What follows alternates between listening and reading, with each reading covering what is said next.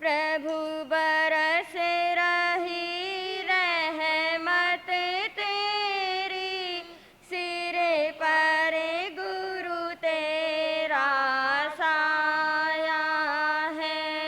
पाया है जो कुछ भी मैंने, तेरे दर से ही पाया है। प्रभु बरस रही रहमत तेरी, सिरे पर गुरु तेरा साया है। तुम मेरे दिल की धड़कन हो, मैं धरती हूँ तुम सागर हो। तुम मेरे दिल की धड़कन हो, मैं धरती हूँ तुम सागर हो।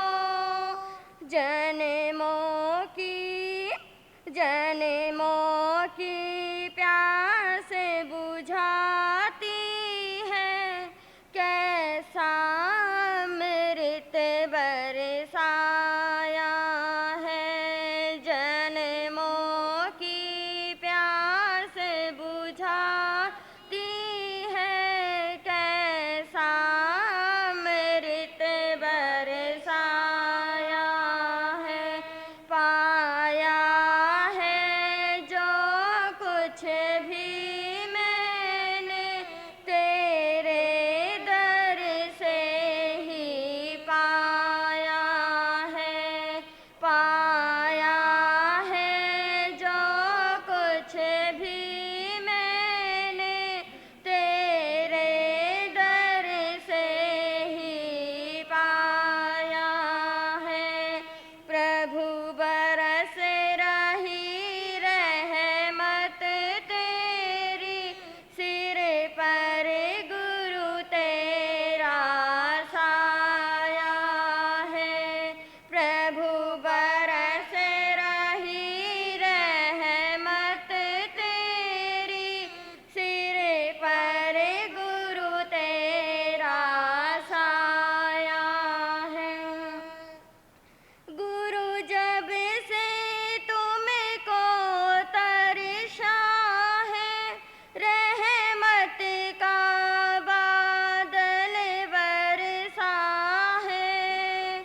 गुरु जब से तुमको तरसा है, रहमत का बादल बरसा है। मंजिल के लिए जो तरसा है, तुमने रास्ता दिखलाया है। मंजिल के लिए जो तरसा है, तुमने रास्ता दिखलाया है। पाया है जो कुछ भी मैंने, तेरे दर से ही पाया है।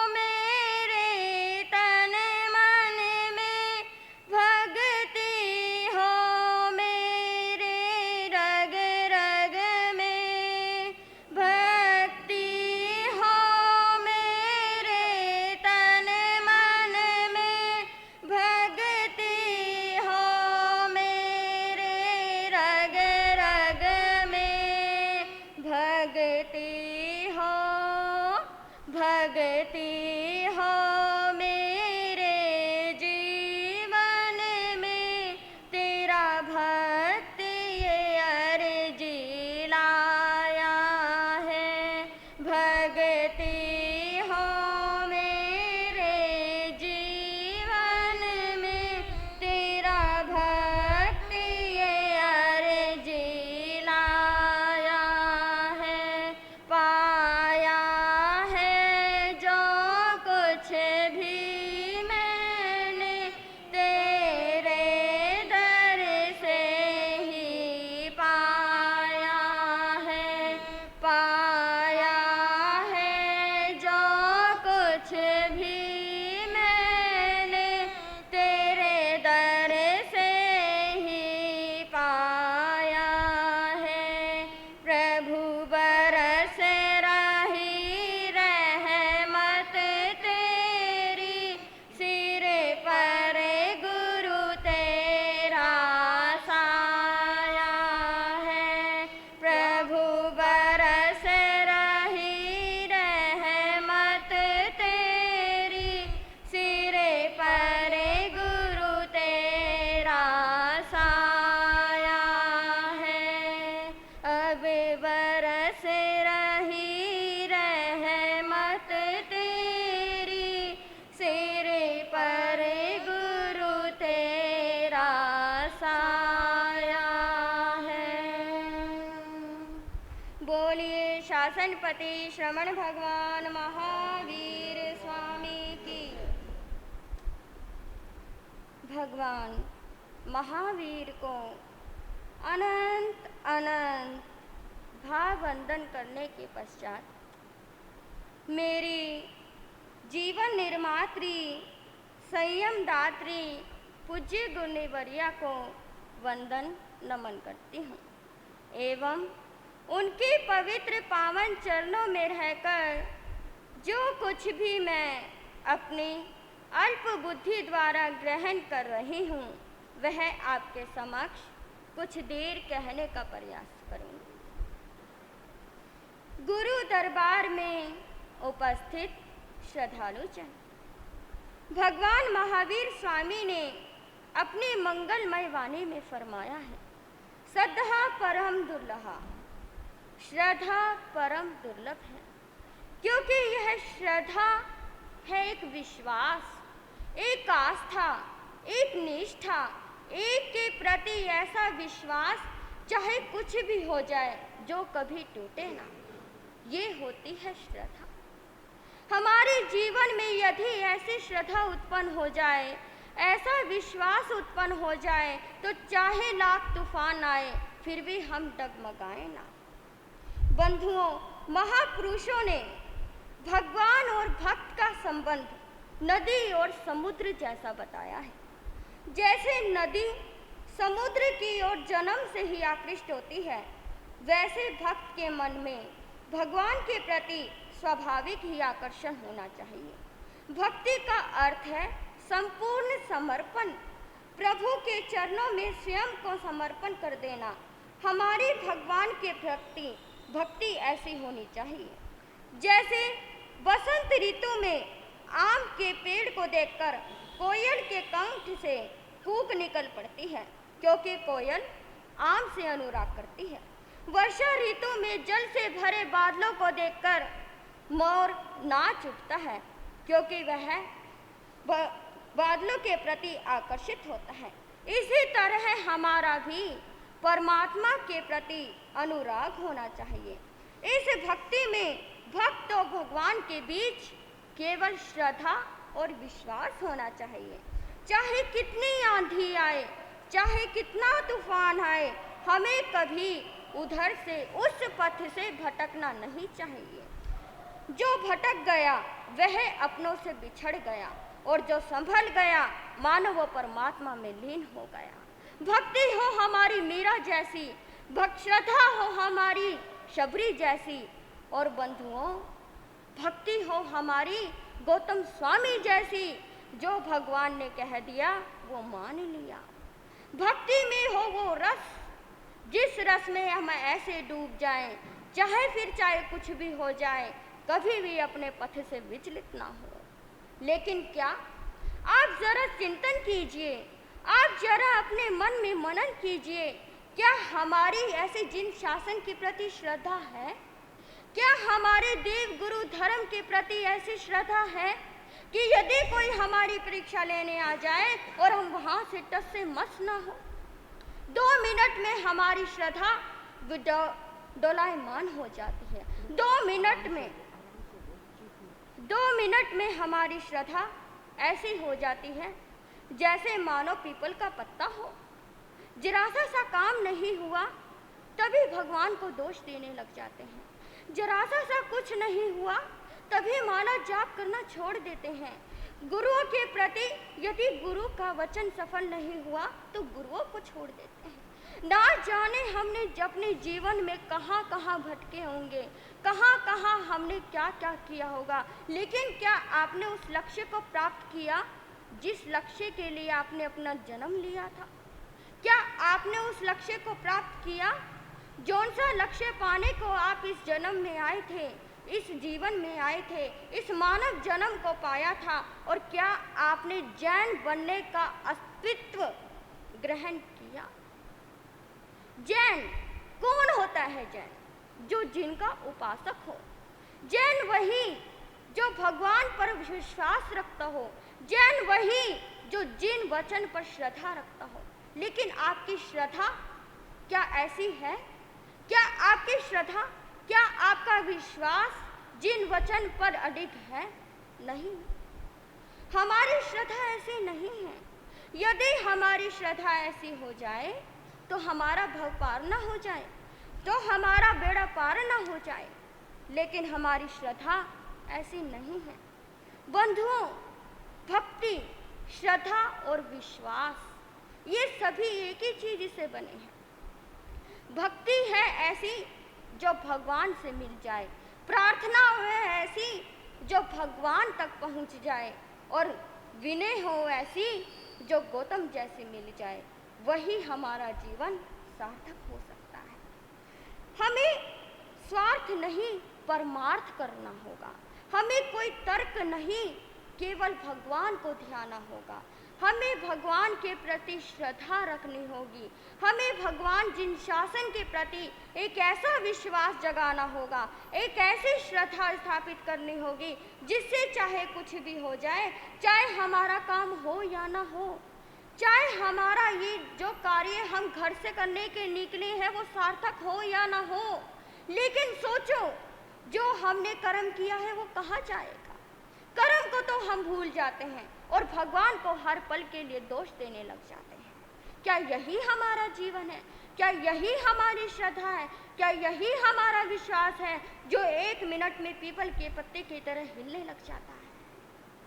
श्रद्धा थी तो उस श्रावक की, अर्हनक श्रावक, जो श्री मल्लीनाथ भगवान के जमाने में हुए थे, उनके शासन में हुए थे।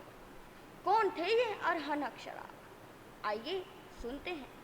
अर्हनक श्रावक एक ऐसे श्रावक जिन्होंने हमेशा जिन शासन के प्रति ही अपना मस्तक झुकाया, जिन्होंने केवल अर्हंता को ही अपना देव समझा हो, सिद्धों को ही हमारा भगवान समझा हो, बस, और किसी के आगे, जिसके आगे उनका मस्तक ना झुका हो, ऐसे थे वो श्रावक। जिसकी परीक्षा लेने के लिए स्वयं देवता आते हो तो आप जान सकते हैं कि ऐसे कौन से श्रावक होंगे। इनका नाम था अर्हनक श्रावक। यह बहुत धनाढ्य थे, धन संपत्ति से संपूर्ण थे, पूरा भूरा परिवार था, किसी चीज की कमी नहीं थी। फिर भी जिन शासन के प्रति समर्पित थे, देव गुरु धर्म के प्रति अर्पित थे, जो भगवान ने कह दिया उसी के प्रति वह संपूर्ण थे, उसी के प्रति वह श्रद्धा भक्ति में लीन थे। एक दिन क्या हुआ इन अर्हनक श्रावक के साथ? वह एक दिन समुद्र जहाज में व्यापार के काम से कहीं जा रहे थे। समुद्री जहाज था, अनेक कर्मचारी इनके साथ थे, सैकड़ों कर्मचारी इनके साथ थे, और ये अर्हनक श्रावक समुद्री जहाज में अपनी यात्रा कर रहे थे। यात्रा करते करते यात्रा बड़ी सुगमता से बीत रही थी। बड़ी आसानी से यात्रा गुजर रही थी और अरहनक श्रावक अपने प्रभु के ध्यान में लीन थे, प्रभु की शरण में थे, प्रभु का ध्यान ध्या रहे थे और यात्रा धीरे धीरे बीतती जा रही। अचानक एक ऐसी घटना घटित हुई। एक देव उसी के ऊपर से जा रहा था जो मिथ्यात्वी देव था। उसने अरहनक श्रावक को देखा। उसकी दृष्टि अरहनक श्रावक पर गई और उन्होंने देखा, अच्छा ये श्रावक सम्यक्त्वी है। अरे ऐसे ऐसे श्रावक तो बहुत देखे, अभी देखता हूँ कितना इसके धर्म में शक्ति है, अभी देखता हूँ ये भगवान के प्रति कितना श्रद्धा निष्ठावान है। और वह है जो देव था वो नीचे आया और उसने अरहनक श्रावक को चेतावनी दी, हे श्रावक, अपना ध्यान खोल और कह दे जो तेरा धर्म है वो झूठा है। कह दे जिस धर्म पर तू मरता है वह झूठा है, भगवान की वाणी झूठी है, ये तू कह दे तभी मैं तेरे को छोड़ दूंगा। अरहनक श्रावक क्या कहता है, नहीं, मेरा धर्म सत्य है, मैं जिन वाणी पर विश्वास करता हूँ मेरे भगवान सत्य हैं, अरिहंत सत्य हैं, सिद्ध सत्य हैं, मैं इसको कभी नहीं छोड़ सकता। और वो देव क्रोधित हो गया, इतना क्रोधित हो गया, इतना क्रोधित हो गया कि उसने अपने आकार इतना बड़ा बना लिया, अट्टहास करने लगा, हाहाकार करने लगा और वो समुद्री जहाज को अपने हाथों पर उठाने लगा। बार बार अरहनक श्रावक को चेतावनी दे रहा है, हे श्रावक, अभी भी कह दे तेरा धर्म झूठा है, हे श्रावक, अभी भी कह दे जिनवानी झूठी है, नहीं तो मैं छोड़ूंगा नहीं तुझे, अभी तुझे लाकर पटक दूंगा और जितने भी ये कर्मचारी हैं उनको मार दूंगा। लेकिन वो श्रावक हमारी की तरह नहीं था, वो श्रावक दृढ़ धर्म श्रावक था, नहीं तो उसका मन भी आपकी तरह डोलायमान हो जाता, वह भी डगमगा जाता। लेकिन उसने कहा, प्राण जाए लेकिन मेरा धर्म ना जाए, मेरा विश्वास भगवान के प्रति है। और वो क्या कहने लगा, मुझे सिद्धों का है शरणा, मोहे सिद्धों का है शरणा, मोहे सिद्धों का है शरणा, मोहे सिद्धों का है शरणा, तो काहे तुझसे डरना, मोहे सिद्धों का है शरणा। ध्यान में लीन वो अरहनक श्रावक और वो देव अपनी देवी शक्ति को बढ़ाते जा रहा है, बढ़ाते जा रहा है, इतना विकराल रूप धारण कर लिया और वह लहर जो समुद्री जहाज था, लहरें ऐसे होने लगी जैसे पित्तल का पत्ता डगमग करता रहता है, जैसे पित्तल का पत्ता कांपता रहता है, वैसे तूफान आ गया, इतना तूफान आ गया कि अब समुद्री जहाज को संभालना मुश्किल हो गया। लेकिन वो देव, ना देव हार मानता है, ना वो अरहनक श्रावक हार मानता है। आज सम्यक्त्वी और मिथ्यात्वी की लड़ाई हो रही है। अरहनक कहता है कि मेरा धर्म ही सर्वश्रेष्ठ है और देव कहता है छोड़ दे इस धर्म को, ये धर्म कुछ भी नहीं है, देखता हूँ आज कौन तुझे बचाता है। लेकिन अरहनक कहता है नहीं, मेरा धर्म ही सब कुछ है, मुझे अपने धर्म पर विश्वास है, मैं धर्म का हूँ और धर्म मेरा है, यदि मैं धर्म की रक्षा करता हूँ तो धर्म भी मेरी रक्षा जरूर करेगा। अब तो उस देव को इतना गुस्सा आया, इतना गुस्सा आया, उसने अपना आकार भी और भी विशाल बना लिया और जो समुद्री जहाज था उसको इतना ऊपर उठा लिया, अपने हाथों से ऊपर उठा लिया और उसको उठाकर आकाश में उड़ गया और कहने लगा, अभी भी बोल दे अरहनक कि तेरा धर्म झूठा है। वो कहता नहीं, मेरा धर्म कभी झूठा नहीं हो सकता, मेरा धर्म सत्य है, भगवान की वाणी सत्य है, जिनवाणी सत्य है, मैं कभी इसको नहीं झुठला सकता।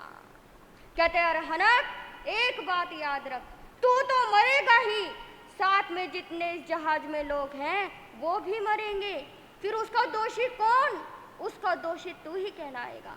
अभी भी मान जा अरहनक। अरहनक नहीं मानता। क्यों? क्योंकि वो भगवान की संतान थी, वो भगवान के प्रति श्रद्धा निष्ठावान थी, उसको पता है भगवान उसकी ही परीक्षा लेता है जो पास होने में सफल होता है। आज उसकी परीक्षा थी, आज उसका इम्तिहान था। यदि वो हार जाएगा तो फिर श्रावक कौन कहलाएगा? वो भी नहीं हारा और वो देव भी नहीं हारा। उसने एक एक करके बंदों को, जो उस जहाज में इंसान थे, कर्मचारी थे, उनको गिराना शुरू कर दिया। और हनक, देख ले, अभी भी तेरे पास वक्त है, मान जा, कह दे मेरा धर्म मिथ्या है। वो कहता नहीं, मैं नहीं कहूँगा। और आखिर में बंधुओं, वो जो देव था वह हार गया। हार कर उसने समुद्री जहाज को समुद्र में ही टिका दिया और कहता, रनक, तेरा धर्म सच में सत्य है, तेरा धर्म सच में सत्य है, मैं हार गया, मुझे माफ कर, तू सच में भगवान का श्रावक है। और वो अरहनक क्या कहता है? मुझे भगवान का शरणा है, मुझे धर्म का शरणा है। मैंने तो पहले ही कहा था, जो धर्म की शरण में चला जाता है उसको कभी भी कोई कुछ नहीं कह सकता, क्योंकि धर्म रक्षति रक्षत है। यदि हम धर्म की रक्षा करते हैं तो धर्म भी तो हमारी रक्षा करेगा ना। धर्म पर विश्वास रखो। धर्म वह चीज है जो हमेशा हमारे साथ होती है। धर्म वह चीज है जो पग पग पर हमारी रक्षा करती है। लेकिन हम भूल जाते हैं उस धर्म को, भूल जाते हैं भगवान की वाणी को, क्योंकि यह संसार एक माया जाल है। इस संसार के माया जाल से छुटकारा पाना बहुत ही मुश्किल है। भगवान कहते हैं तू मेरी बात मान, हम मानने भी लग जाते हैं, लेकिन फिर हमें संसार नजर आता है। फिर हम कहते हैं कि भक्ति तो कभी भी करनी है। भक्ति का नाम केवल ये नहीं कि मंदिर में जाओ, घंटी बजाओ, आरती करो और वापस घर आ जाओ, वह भक्ति नहीं है। भक्ति वह है जो अंतर से उठे। भक्ति वह है जो जिसमें कोई शब्द ना हो लेकिन आत्मा की पुकार हो। भक्ति वह है जो आत्मा परमात्मा से मिला दे। भक्ति वह है, भक्ति तो वह रस है जो हमें ऐसा अमृत का प्याला पिला दे, चाहे कुछ भी हो जाए फिर भी हम अपने पथ से ना डिग पाए। किसी शायर ने भक्ति के लिए बहुत अच्छा कहा है, अरे बशर अगर इश्क करना ही तुझे मंजूर है, अरे बशर अगर इश्क करना ही तुझे मंजूर है, इश्क कर उस नूर से जिस नूर का तू नूर है। इश्क करना है तो कर उस नूर से जिस नूर का तू नूर है। कहते तुझे मोहब्बत ही करनी है ना, तुझे प्यार ही करना है ना, तो कर। किससे? अपने भगवान से, जो तुझे इस भव से पार लगाने वाले हैं।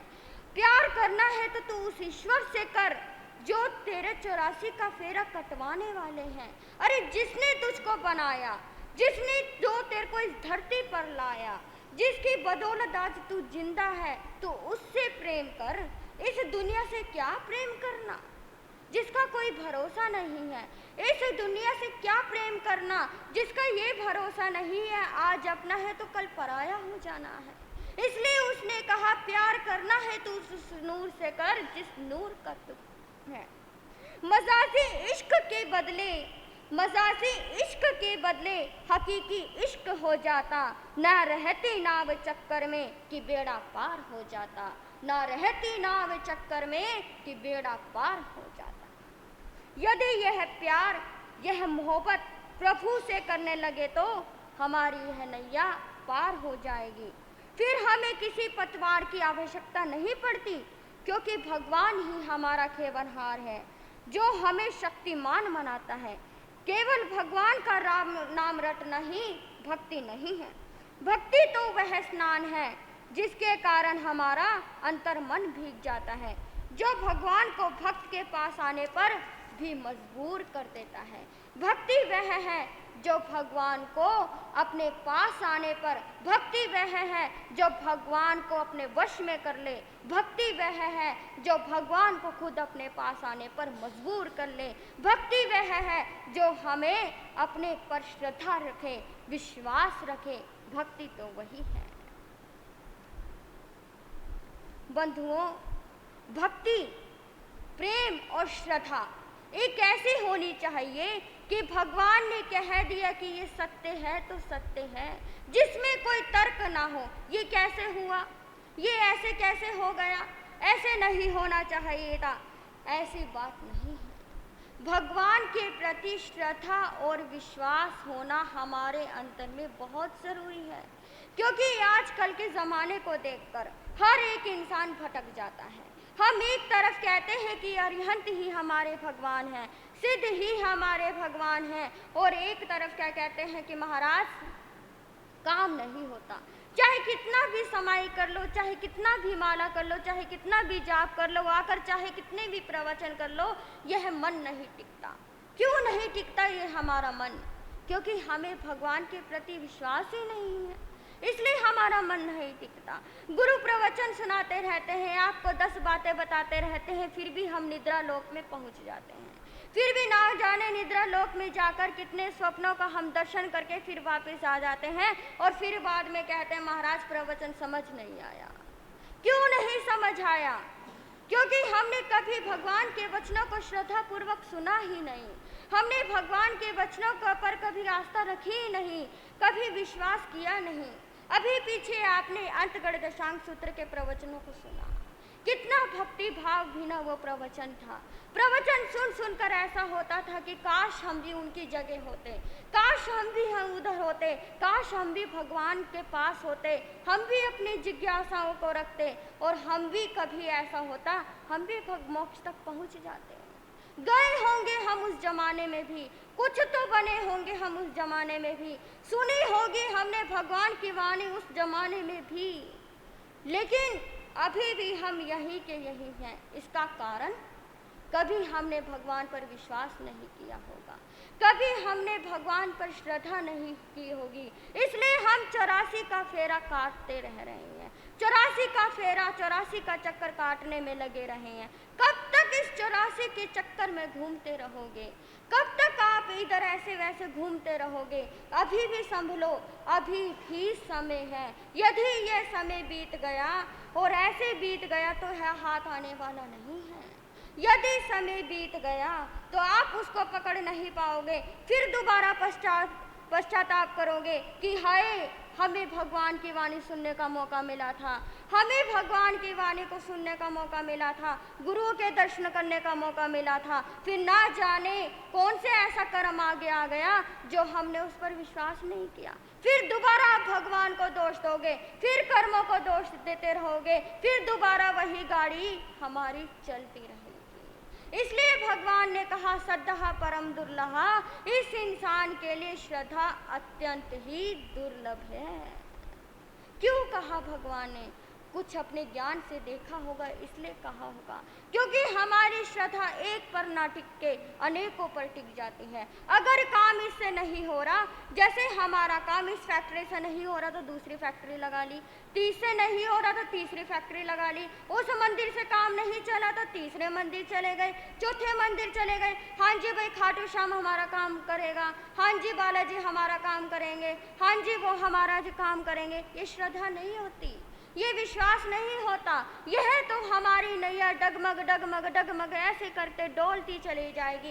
एक बार अपनी नैया को भगवान पर के हवाले छोड़ दो, एक बार अपनी नैया को भगवान के पास छोड़ दो, फिर देखो आपकी नैया कैसे पार नहीं होती। हमारा तो उस नाई वाला हाल हो रहा है। अब कौन था ये नाई? अब इसकी भी बात सुनो। एक नाई था, बहुत ही दरिद्र, इतना दरिद्र कि तन पर भी फटे पुराने कपड़े पहना करता था। एक दिन नाइन ने कहा, सुनो जी, सुनते हो मेरी बात? कहते हाँ सुनाओ, क्या बात है? कहते आपके बाल सफ़ेद हो गए लेकिन अभी तक आपको अकल नहीं आई। कहते क्यों? अब मैंने क्या कर दिया? कहते खाने को घर में दाने नहीं, पहनने को तन पर कपड़ा नहीं, पैसा है नहीं, फिर भी आप तो इतनी आराम से बैठे हो जैसे मानो सब कुछ आपके पास ही हो।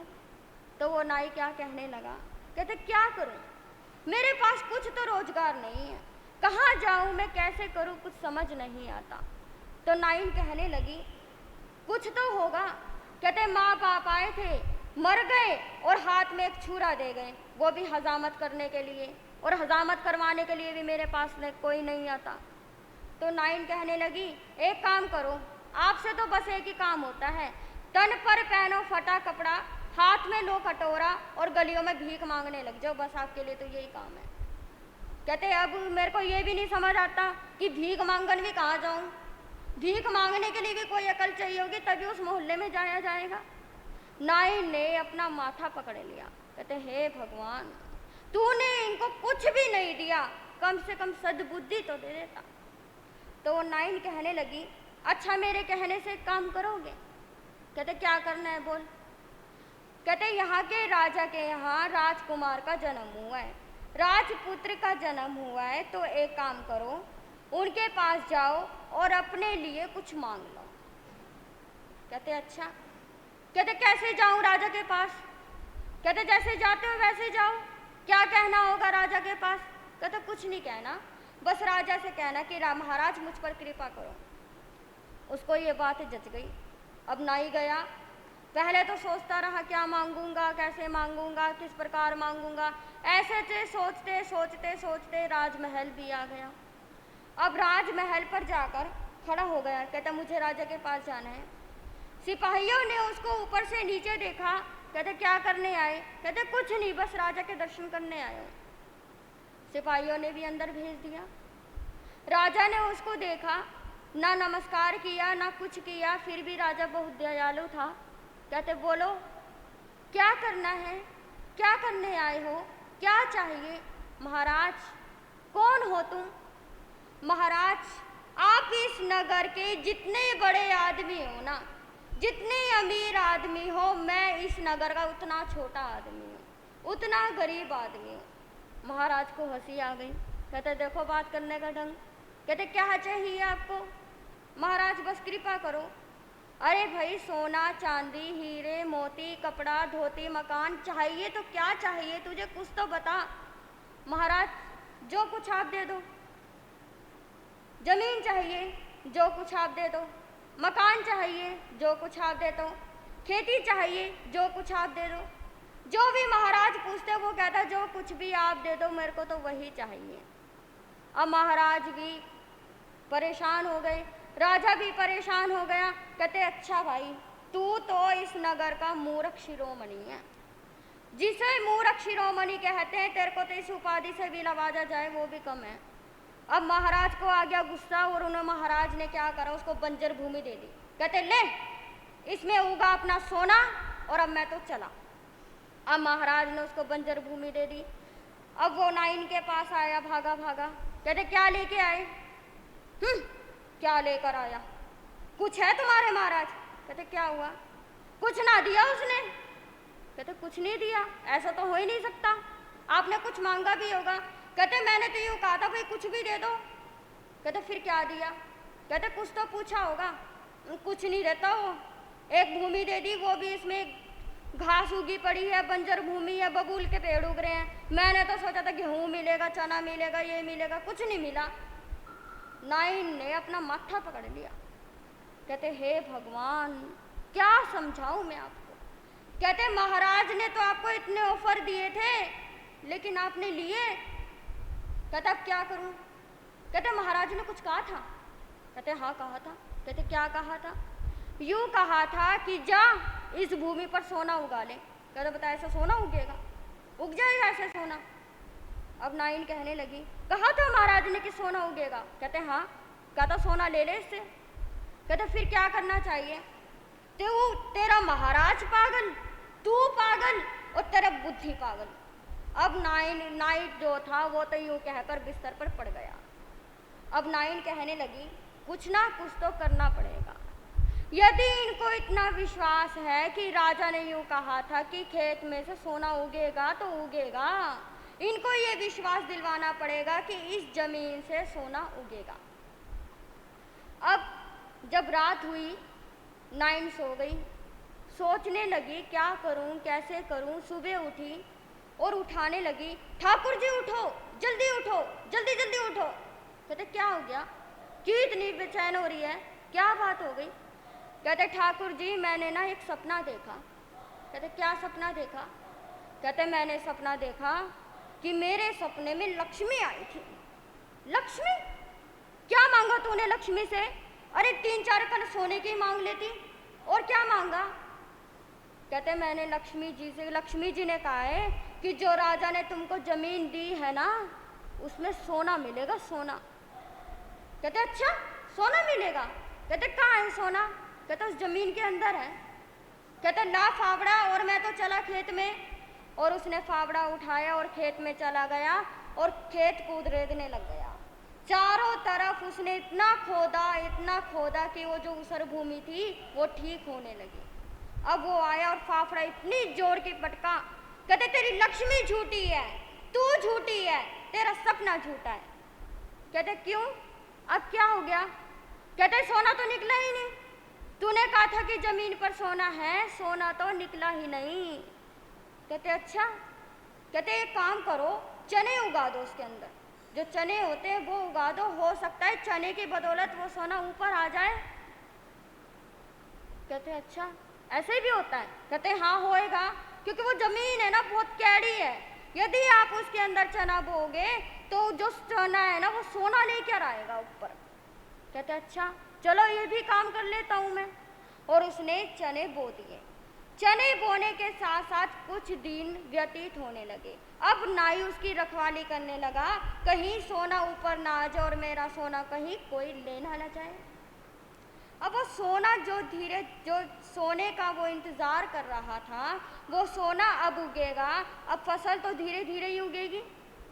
अब वो कहते हैं ना कि पागल को समझदार मिल जाए तो फिर भी उसकी अकल थोड़ी बहुत काम करने लग जाती है। अब नाई भी धीरे धीरे अपने खेत में जाने लगा, उसकी रखवाली करने लगा कि हाँ भाई अब सोना उगेगा, अब सोना उगेगा। धीरे धीरे सबको पानी देने लगा, उसका ध्यान रखने लगा और बार बार अपनी नाइन से कहता सोना तो होगा नहीं, सोना तो होगा नहीं। कहते उगेगा उगेगा, थोड़ा धैर्य रखो, धैर्य का फल मीठा होता है, सोना जरूर मिलेगा। कहते अच्छा सोना जरूर मिलेगा। और फिर जाता खेत में, सुबह से लेकर शाम तक वो खेत में ऐसे ही काम करता रहता। और धीरे धीरे अब जो चने की फसल थी वो धीरे धीरे बड़ी होने लगी। जैसे जैसे बड़ी होने लगी, उस जो नाई था उसका दिल भी धक धक करने लगा कि अब चने में से सोना मिलेगा। अब सोना कैसे मिलेगा, किस प्रकार मिलेगा, हम भी एक बात कल सुनेंगे कि वो सोना कैसे आता है और क्या सचमुच उस खेती में से सोना उगेगा, या नाइन उसको और कुछ बताना चाहती हैं, यह सुनेंगे आप अगले समय में। इतना ही कहकर मैं अपने विषय को विराम देती हूँ। बोलिए संयम शिरोमणि जैन भारती महासाध्वी श्री सुशील कुमारी जी महाराज की।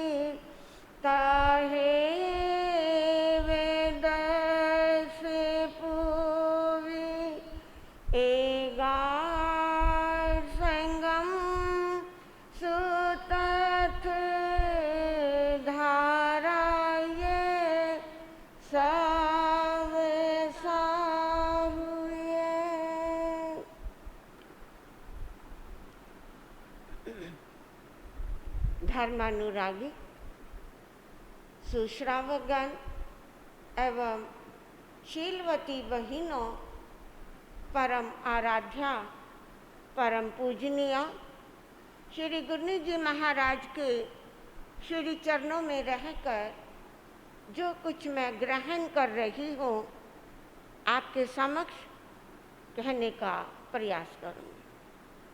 अभी आप श्रवण कर रहे थे, जीवन में श्रद्धा का होना बहुत जरूरी है। जो चीज जरूरी है वो हम सबके पास हो ये भी कोई जरूरी नहीं। कुछ बातें पढ़ने में बहुत अच्छी लगती हैं, कुछ बातें कहते हुए मन को बड़ा सुकून मिलता है, लेकिन उस चीज का जीवन में अभाव नितांत बना हुआ है उस अभाव को सद्भाव में परिवर्तित करना ये बहुत जरूरी है। और वो चीज कहीं आसमान से टपकेगी ऐसा नहीं है। आगम में फरमाया गया है तन्नी सर्गा धीगमाद्वा, वो श्रद्धा किसी को जन्म से पैदा होती है और किसी को प्रवचन श्रवण करने से, स्वाध्याय करने से, गुरुओं के संसर्ग से ये श्रद्धा प्राप्त होती है। हमारे को भी उसी सद्मार्ग पर आगे बढ़ना है। ठानांग शास्त्र में बड़ी सुंदर बात कही गई। ठानांग शास्त्र में 4 तरह के मनुष्य बताए गए हैं। पहला प्रकार का मनुष्य वह है अपनो नामंग एगे पतियंग करे नो परस। भगवान महावीर स्वामी फरमा रहे हैं इस संसार में जीवन सभी को प्राप्त हुआ है, एक इंद्रिय से लेकर पंचेंद्रिय तक, चाहे उसमें त्रियंच गति का जीव हो, चाहे मनुष्य गति का जीव हो, चाहे नारकी जीव हो, अथवा कोई देव लोक में उत्पन्न होने वाला देव हो। अब उसमें अगर हम चिंतन करें, क्या नारकीय किसी का कोई भला कर सकते हैं? नहीं कर सकते। क्या देवता अपने देवलोक से आकर किसी का भला कर सकते हैं, किसी के ऊपर उपकार कर सकते हैं? अगर आपका भाग्य प्रबल है तो देवता भी सहायक हो जाएगा। अब रह जाते हैं त्रियंच गति के जीव। क्या त्रियंच गति के जीव अपनो नामक एगे पतियंग करे नो परस? भगवान फरमा रहे हैं इस संसार में कुछ जीव ऐसे हैं जो केवल अपने तक सीमित हैं। अगर मेरा भला हो रहा है तो ठीक है, लेकिन मेरे से किसी और का भला नहीं होना चाहिए। मैं अगर सुखी हूं तो सारी दुनिया सुखी है, अगर मैं दुखी हूं तो मेरे साथ सारी दुनिया को क्या होना चाहिए? दुखी होना चाहिए। मैं किसी के दुख में शरीक हूं या नहीं, ये मेरा जीवन है। इस जीवन को मैं कैसे भी जीऊं। ऐसे उन लोगों में हम एक वर्ग बना सकते हैं, कुछ धनाढ्य व्यक्तियों का। जो धनाढ्य व्यक्ति, जो अमीर व्यक्ति, जो उद्योगपति व्यक्ति ये सोचते हैं ये जो धन मुझे प्राप्त हुआ है, ये सुख जो मुझे प्राप्त हुआ है, ये मेरे पुरुषार्थ से हुआ है, इसका उपभोग केवल मात्र मैं करूं, इस सुख का अन्य कोई भागीदार नहीं है। एक गांव था, उस गांव में एक जमींदार रहता था। वो जमींदार जिसके पास बहुत जमीन है, बहुत पैसा है, सारे गांव में उस एकमात्र जमींदार की चलती है। उसका कारण गांव में जितने भी लोग हैं सभी उस जमींदार से वक्त बेवक्त पैसा उधार लेते हैं, और किसी ने भी उधार लिया, जितना पैसा उधार लिया, गांव के लोग पढ़े लिखे थे नहीं, अंगूठा टेक थे, इसलिए रकम के आगे एक जीरो लगाना दाएं हाथ का खेल है। गांव के लोग ब्याज चुकाते, ब्याज चुकाते चुकाते बेचारे बूढ़े हो जाते थे, इस दुनिया से चले जाते थे, लेकिन उनका परिवार कभी कर्ज से मुक्त नहीं होता था। इसलिए गांव के लोग भी अक्सर उसके आगे हाथ जोड़ते, उसकी चापलूसी करते, उसकी जी हजूरी करते। जिंदगी में दिन सभी के एक से नहीं रहते। जिंदगी में कभी कोई घटना घटित होती है और इंसान को सबक सिखाती है। एक बार गांव में किसी के यहाँ नौजवान बच्चे का देहांत हो गया। मेरे भाइयों, इस बात पर आप भी गौर करना।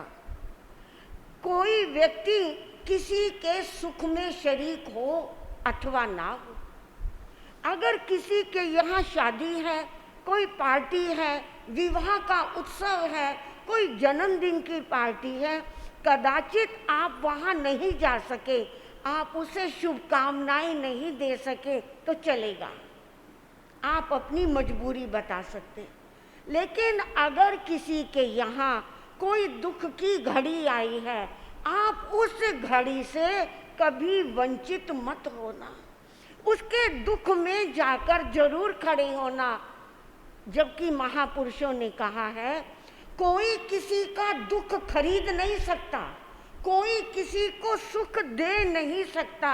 फिर भी महापुरुष कहते हैं, आपके मुंह से निकले गए दो शब्द, प्यार भरे शब्द, सांत्वना भरे शब्द, उस व्यक्ति के लिए उसकी इमदाद बन जाएंगे, उसके लिए सहयोग बन जाएंगे, उसके जख्म के लिए मरहम हो जाएंगे।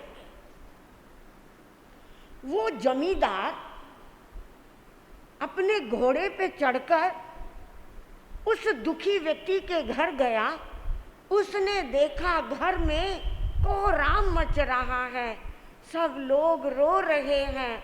ऐसे में वो जमींदार घोड़े पर चढ़ा चढ़ा बोलने लगा, अरे तुम सब क्यों रो रहे हो?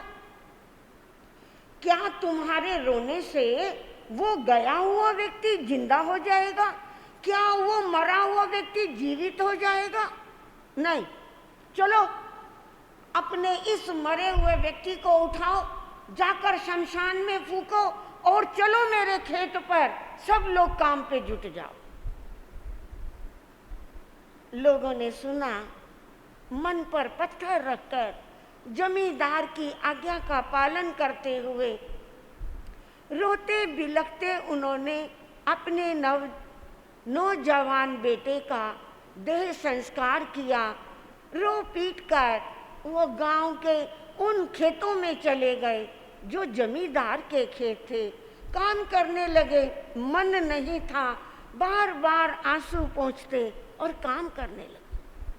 कुछ समय के बाद इसी गांव में किसी और के यहाँ हादसा हुआ, किसी की माता गुजर जाती, किसी का पिता गुजर जाता, किसी का बेटा बेटी गुजर जाता, तो ये जमींदार हमेशा घोड़े पर चढ़ता, उन लोगों को लताड़ता, उन लोगों को फटकारता, लेकिन कभी घोड़े से उतरकर उनके दुख की वेला में कभी साथ बैठकर उन्हें सहानुभूति नहीं देता था। जैसा कर्म कर रहे हो वैसा फल मिलेगा। हुआ ये, समय व्यतीत हुआ और एक दिन जमींदार की माता गुजर गई। हाँ जी है वो वालों, जमींदार की आज माता का देहांत हो गया।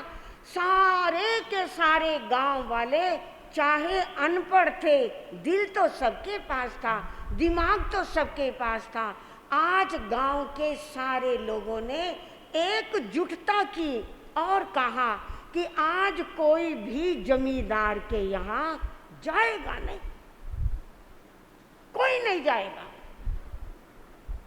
जमींदार की माता गुजरी, जोर जोर से रो रहा है। सोचा मेरे रोने की आवाज सुनकर मेरे पड़ोसी, मेरे मोहल्ले वाले वो आएंगी, स्त्रियां आएंगी, पुरुष आएंगे, इस मृत्यु की वेला में रोने वाला भी तो कोई चाहिए। आखिर जमींदार कब तक रोता रहता, कब तक रोता रहता। आखिर गांव के कुछ बुजुर्ग व्यक्ति आगे बढ़े, बहुत हो गया, किसी को सजा देते हैं तो इतनी सजा नहीं देते कि व्यक्ति टूट जाए। आज उस व्यक्ति को सबक सिखाने का अवसर आया है और गांव के कुछ वरिष्ठ बुजुर्ग घोड़े पे चढ़े, आज वो बुजुर्ग भी घोड़े पर चढ़कर आ रहे हैं। जमींदार के घर के आगे रुके और जमींदार को कहने लगे, हाँ भाई जमींदार साहब, कब तक रोते रहोगे? आखिर बूढ़ी माँ थी, बूढ़ी माँ को अपने कंधे पे उठाओ और जाकर शमशान में फूकाओ। जमींदार उनका मुंह देखने लगा और सोचने लगा, गांव में अगर कोई व्यक्ति मर जाता है तो उसकी अर्थी को 4 व्यक्ति उठाते हैं। कुछ व्यक्ति मंजिल तक जाते हैं, पीछे पीछे तक जाते हैं, तो क्या आज मैं अपनी माता का शव अपने कंधे पे उठाऊं? गांव के बुजुर्गों से उस जमींदार ने कहा, इतना अत्याचार तो ना करो, इतनी सजा तो ना दो, मैं तुम सबसे आज माफी मांगता हूँ।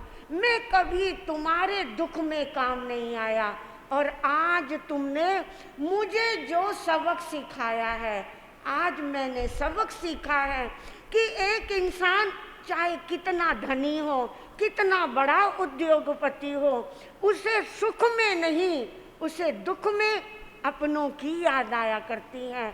आज मैं वायदा करता हूँ, इस गांव में जब कभी भी किसी के यहाँ दुख की घड़ी आएगी, आज के बाद मैं किसी को अपमानित नहीं करूँगा।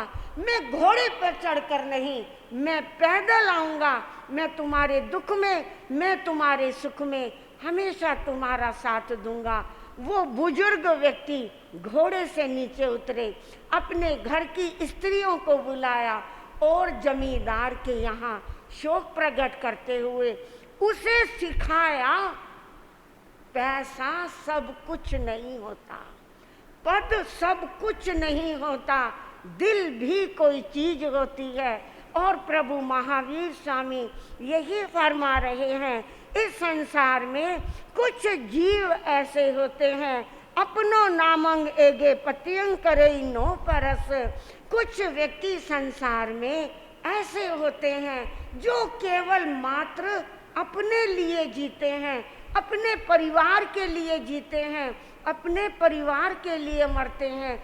उन्हें अपना दुख दुख लगता है, उन्हें अपना सुख सुख लगता है, उन्हें दूसरों के सुख से, उन्हें दूसरों के दुख से कोई लेना देना नहीं। सवाल किया गया, इस संसार में सुखी कौन? क्या सुखी एक उद्योगपति? क्या इस संसार में सुखी केवल मात्र करोड़पति? नहीं। भगवान महावीर स्वामी वो अनंत सुखी किसे बता रहे हैं? इस सुख की परिभाषा भगवान महावीर स्वामी क्या फरमाते हैं? समय आएगा आपके सामने चर्चाएं करेंगे। इतना ही कहकर मैं अपने विषय को विराम देती हूँ। बोलिए शासनपति श्रमण भगवान महावीर स्वामी की। चारित्र चूड़ामणि पूज्य गुरुदेव श्री मायाराम जी महाराज की। आचार्य सम्राट पूज्य गुरुदेव श्री आत्माराम जी महाराज की। आचार्य सम्राट श्री शिव मुनि जी महाराज की। उत्तर भारतीय प्रवर्तक पूज्य गुरुदेव श्री सुभद्र मुनि जी महाराज की।